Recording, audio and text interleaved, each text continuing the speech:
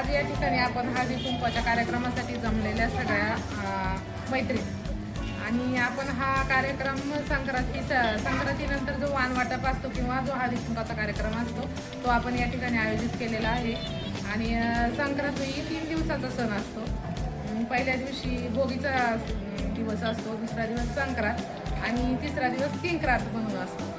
तर आपल्या या ठिकाणी आपल्या तांबे मॅडमनी हा सगळा कार्यक्रम आपला आयोजित केलेला आहे. तांबे मॅडम बरोबर शीतल पवार मॅडम, आपल्या मशीन क्लासच्या मॅडम, या सर्वांनी हा कार्यक्रम आयोजित केला आणि आपण सगळ्यांच्या सहकार्याने आपण हा कार्यक्रम या ठिकाणी पार पाडतो. धन्यवाद. नमस्कार.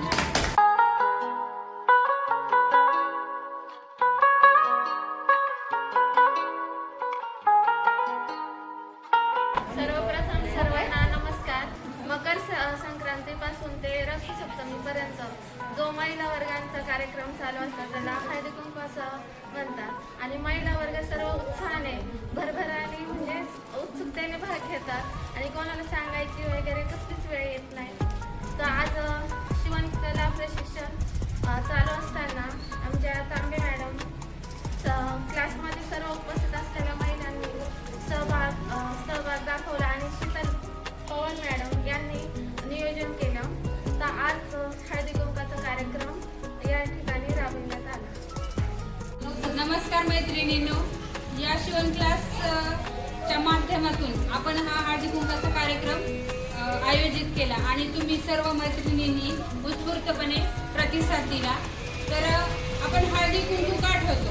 हे संक्रांतीचं वाण आहे. तर संक्रांतीचं वाण म्हटलं का हळदी कुंकू आणि आपण सगळे एकत्र येतो.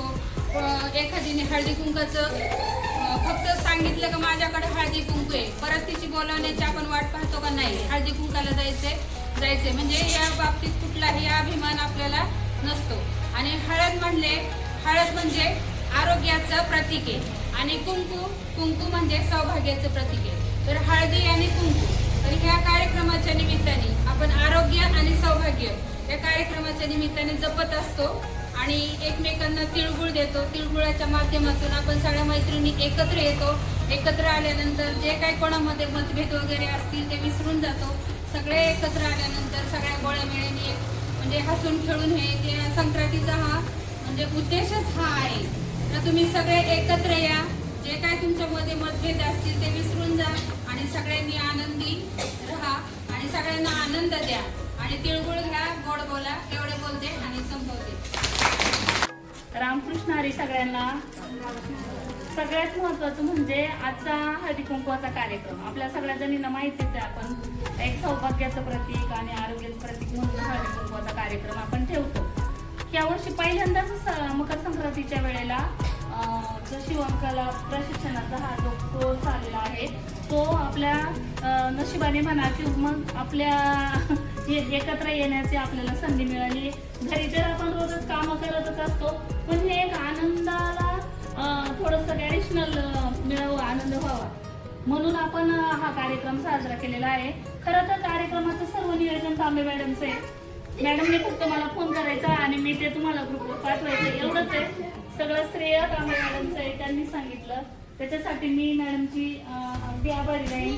आणि दुसरी गोष्ट अशी का तुम्ही सगळ्याजणी एका मेसेजवर सगळ्याजणी एवढं नटून फुटून, ज्या नाही आल्या त्यांनाही शुभेच्छा आणि ज्या आल्या त्यांना डबल शुभेच्छा.